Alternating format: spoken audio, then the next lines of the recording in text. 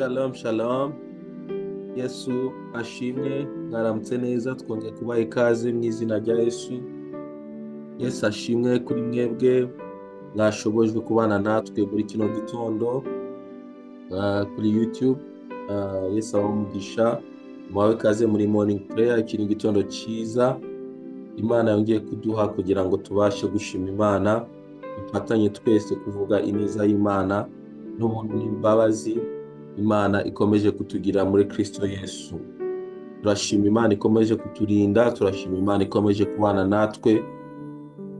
Ubuntu bw'Imana bukomeje kuba ku buzima bwacu, ubuntu n'imbabazi by'Imana bikomeje kuba ku miryango yacu, uburinzi bw'Imana bukomeje kugaragara kuri twebwe. Turabishimira Imana cyane. Ndizera ko namwe muri amahoro, kandi niba utameze neza mu mubiri, mu buzima busanzwe, uhumure. Yesu aragukunda kandi Yesu ari kumwe nawe, yiteguye gukomeza kukugira neza. Ijambo ry'Imana avuga ngo mu gitondo uzaduhaze imbabazi zawe, kugira ngo tuzajye twishima tunezerwe iminsi yacu yose. Iminsi usigaje kubaho kuri iyi si, Imana izakunezereza, Imana izakugirire neza, Imana izakube mu ruhande rwawe. Byakubabaje Imana ibishyire iherezo, byatumye utanezerwa, byatumye utishima, byatumye utagubwa neza, Imana ibishyire iherezo, ikuremere ibihe by'umunezero, ikuremere ibihe by'ibyishimo ku buzima bwawe. Ntabwo Imana yaturemye kugira ngo tubeho ubuzima bwo kubabazwa gusa. Oya, Bibiliya ivuga ngo buri kintu cyose mu isi y'ijuru gifite igihe cyacu, gifite igihe cyacu, nta kintu kitagira iherezo. Ibiri kuracamwo uyu munsi bitakunezereje, Imana igiye kwishiraho iherezo, winjiye mu bihe by'umunezero. Haleluya, haleluya. Urasabwa gukomeza kwizera Imana, kwiringira Imana, kwihanga amaso, kuko gutabarwa kwawe nta handi kuzaturuka. Yesu abahe umugisha. Kuri mwebwe rero muri ko murashobozwa gufata ibihe byo gusenga. Gusenga niho dukomerezwa, gusenga niho dukura imbaraga, gusenga niho ubuzima bwacu buhindukira. Ndashima Imana rero ko igenda idushoboza gufata akanya, nubwo kaba ari gato, ariko tukaba imbere y'Imana mu buryo bwo gusenga, mu buryo bwo kumva ijambo ry'Imana, kugira ngo urugendo rwacu rwo muri iyi si rubashwe kuzasohoza amahoro. Haleluya. Ndagusaba mwene data, nongera ngushishikariza gufata ibihe byo kuba imbere y'Imana, niyo yaba iminota mikenya, ariko uyimare imbere y'Imana. Ufate umwanya wo kuba imbere y'Imana. Wizinduka wirukanga ujya mu kazi, ujya mu bintu bitandukanye, utafashe umwanya wo gusenga. Oya, kandi hari igihe iyo twamaze kuva mu rugo ukajya mu kazi, mu bintu bitandukanye, utanga umwanya wo gusenga ugoranye cyane. Niyo mpamvu dushishikariza abantu kuzinduka imbere y'Imana ku gicaniro, kugira ngo tubanze dusenge, twiyubake, dusabire umunsi, kugira ngo Imana ikomeze kubana natwe. Rero ndabifuriza kubana natwe mu bihe byo gusenga mu gitondo, kuwa mbere kugeza kuwa gatanu. Imana ibashoboze kubana natwe. Ukeneye guterana natwe, watwandikira kuri iyo nimero iri aho hasi, kugira ngo dukomeze kugendana, dukomeze gusengana mu buryo bumwe cyangwa ubundi. Yesu abahe umugisha. Iki cyumweru twagize umugisha wo gusenga, haleluya, no kuba imbere y'Imana dusangira ijambo Imana yadushyize ku mutima, tunarisengeramo. Ni muri Petero wa mbere igice cya 3 umurongo wa 9. Bibiliya ivuga ngo ntimukiture umuntu inabi yabagiriye, cyangwa igitutsi yabatutse, ahubwo mwiture kumusabira umugisha, kuko ari byo mwahamagariwe, kugira ngo namwe muragwe umugisha. Yesu ashimwe cyane. Hari umugisha Imana yaduteguriye muri Kristo Yesu. Hari umugisha Imana yaduteguriye mu gihe twiyemeje gutanga imbabazi, haleluya, no kutitura inabi abatugiriye inabi. Rero niba hari umuntu wakugiriye nabi, umubabarire, umwiture neza, umusabire umugisha, kuko aho ngaho niho hazingiye umugisha wawe. Yesu ashimwe cyane. Aya magambo Yesu nawe yarayagarutsemo. niyo text nifuza ko dusoma uyu munsi kugira ngo tubashe kubyumva neza, tubitahure neza. Yesu yaravuze aya magambo muri Mariko igice cya 11 umurongo wa 25 cyangwa se 25. Bibiliya avuga ngo kandi nimuhagarara musenga, hakaba hari umuntu wabagiriye nabi, mumubabarire kugira ngo so wo mu ijuru nawe abababarire ibyaha byanyu. Iri ni itegeko Yesu yatanze. Aravuga ngo niba uzi gusenga, niba uzi ko ugiye gufata ibihe byo gusenga no kuba imbere y'Imana, ukibuka ko hari umuntu wakugiriye nabi, umubabarire. Gutanga imbabazi ku bantu batugiriye nabi ntabwo biba byoroshye, birakomeye pe.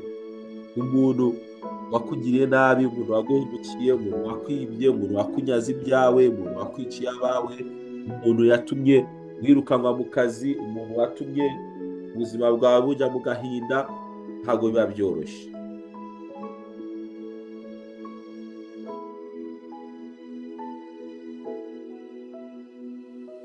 Hari igihe tubivuga tukagira ngo ni ibintu byoroshye, ariko mu by'ukuri ntabwo biba byoroshye. Ariko nibyo Imana idusaba. Haleluya. Nibyo Imana idusaba gutanga imbabazi kugira ngo amasengesho yacu abashe kuzamuka agere ku Mana. Yesu aravuga ngo nimutababarira ngo na so wo mu ijuru ntazababarira ibyaha byanyu. Ku murongo wa 26 ngo ariko nimutababarira abandi ngo so wo mu ijuru nawe ntazababarira ibyaha byanyu. Iri jambo urisomye ukaritekerezaho, uza gusanga hari abantu birirwa basenga bazi neza ko bababariwe ibyaha ariko batarababariwe. Iyo dusoma Bibiliya ntabwo dusoma imirongo imwe iyindi tukayisimbuka, oya. Ibyo Bibiliya itubwira byose tugomba kubikora, tugomba kubibamo, tugomba kubishyira mu bikorwa. Niho hazingiye umugisha wacu. Hari umuntu wibaza ati njye narakijijwe, ndi muri Kristo Yesu, nakira imbabazi z'Imana. Oya, iri jambo nawe rirakureba, nanjye rirandeba. Nibyo warakijijwe, uri muri Kristo Yesu, ariko iri jambo nawe rirakureba. Imana ishimwe cyane. Ngo nimutababarira abandi ibyaha byabo babagiriye, ngo na so mu ijuru ntazababarira ibyaha byanyu. Abantu benshi bashobora kuba bakiri mu buzima bw'ibyaha bazi ngo barababariwe, ariko Imana ikibabaraho ibyaha kubera ko batigeze bafata umwanzuro cyangwa se icyemezo cyo kubabarira abantu babagiriye nabi. Muri kino gitondo rero isengesho twasenga cyangwa se icyo twabwira Imana ni ukubwira Imana ngo Mana ni ukuri dushoboze gutanga imbabazi. Imana ishimwe cyane. Turabakiriye abaje nyuma, Yesu abahe umugisha.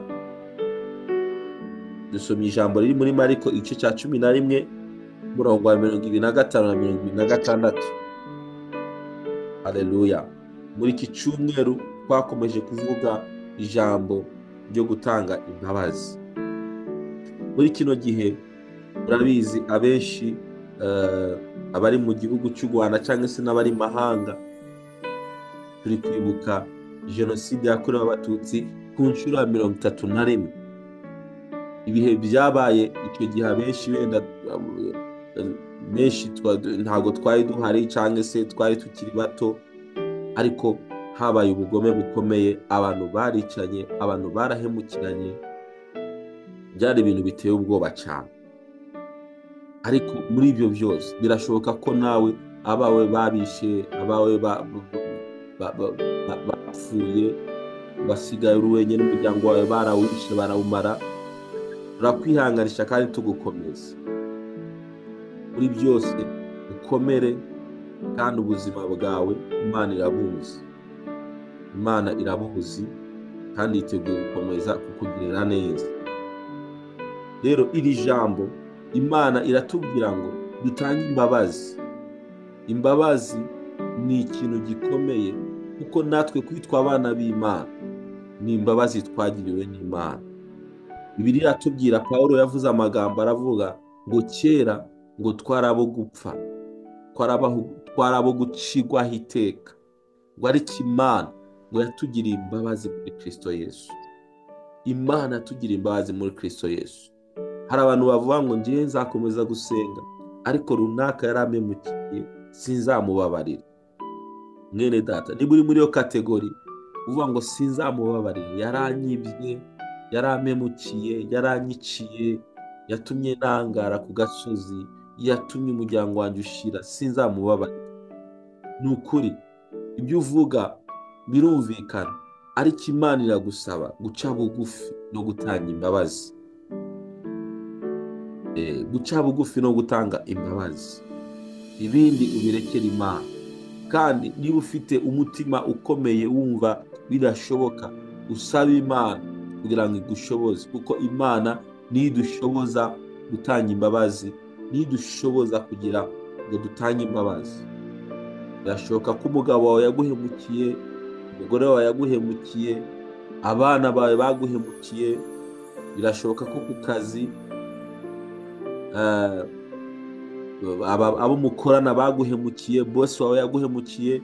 Birashoboka ko mu babanyi hari abaguhemukiye, ariko iki cyumweru twakomeje gusaba Imana kugira ngo idushoboze gutanga imbabazi.